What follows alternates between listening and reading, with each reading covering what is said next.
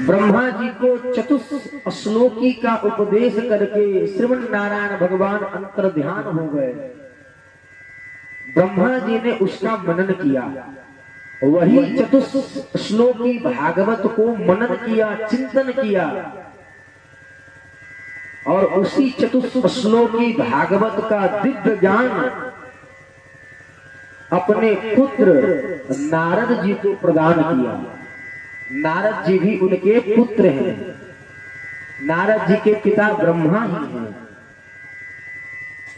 नारद जी को दिव्य ज्ञान दिया और नारद जी ने इसी चतुश्लोकी को यानी 4 श्लोक को ही गंगा के तट पे बैठे खिन्न मना व्यग्र मना बैठे व्यास जी को चतुश्लोकी भागवत का दिव्य ज्ञान दिया। और व्यास जी ने इसी चतुश्लोकी को 4 श्लोकों को 18,000 श्लोकों में रचना किया। भगवान के द्वारा 4 श्लोक ही दिया गया था ब्रह्मा जी को। ब्रह्मा जी ने भी नारद जी को 4 ही श्लोक दिए और फिर नारद जी ने व्यास जी को 4 श्लोक का दिव्य ज्ञान दिया और व्यास जी ने इसका विस्तार किया, यानी 18,000 श्लोकों में इसका विस्तार किया। भागवत जी में 12 स्कंद है, 12 स्कंद है, 335 अध्याय है और दिव्य 18,000 श्लोक है। इसकी रचना करके गणेश जी इसके लेखनी बने। व्यास जी जब रचना करने लगे तो गणेश जी को द्वारा इसकी लेखनी हुई, लिखते जाते थे गणेश जी महाराज। और व्यास जी ने सुंदर ग्रंथ का निरूपण किया, प्राकट्य किया, श्रीमद् भागवत महापुराण। और इसका दिव्य ज्ञान, दिव्य उपदेश किसको दिया? बोले अपने ही पुत्र। कौन? दिव्य जो परमहंस हैं सुखदेव जी महाराज को दिया। और सुखदेव जी ने इसी दिव्य ज्ञान को भागवत जी को राजा परीक्षित को दिया और राजा परीक्षित जी के माध्यम से ही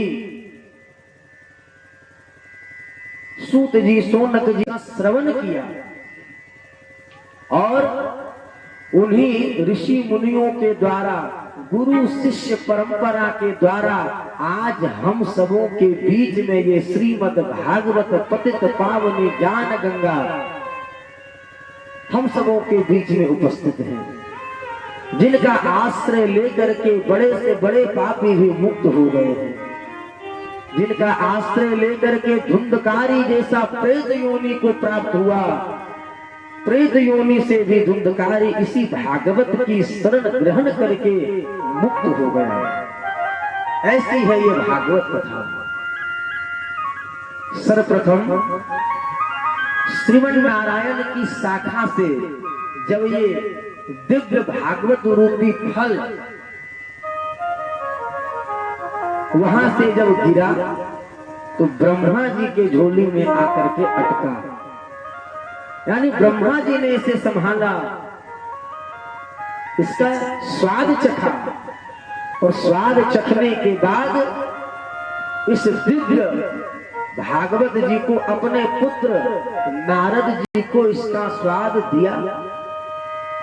तो नारायण की शाखा से गिरा तो ब्रह्मा जी की शाखा में अटका और ब्रह्मा जी की शाखा से ये नीचे की ओर गिरा तो नारद जी की शाखा में अटका और नारद जी की शाखा से जब ये नीचे की ओर आया, लुढ़का जब गिरा तो व्यास जी ने इसका अवलोकन किया, व्यास जी ने इसका रसास्वादन किया, व्यास जी की शाखा में आके अटकता है और व्यास जी की शाखा से जब ये नीचे आता है तो परमहंस सुखदेव जी मुनि के पास आकर के ये गिरता है और सुखदेव मुनि इसका रसास्वादन करते हैं, इसका चिंतन करते हैं, मनन करते हैं। और फिर सुखदेव मुनि के द्वारा ये जब फल गिरा तो दिव्य इस फल का रसास्वादन राजा परीक्षित जी ने किया।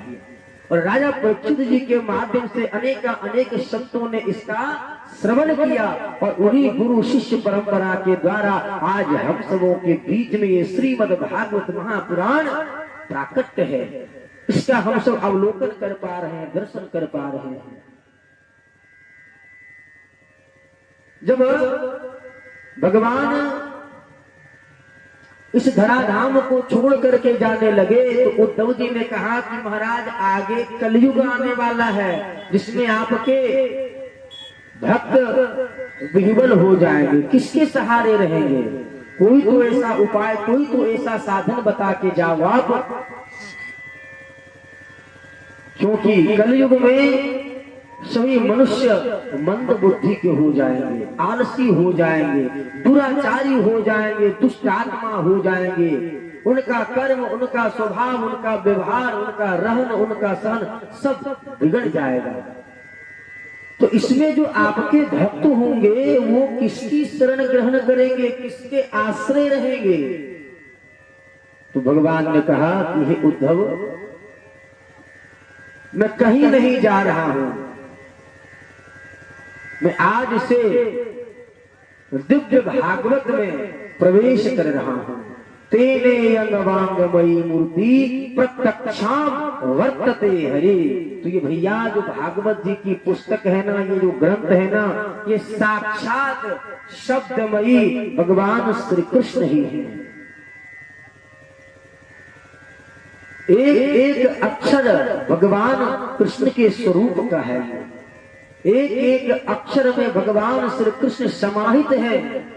ऐसा ये दिव्य श्रीमद् भागवत महापुराण है।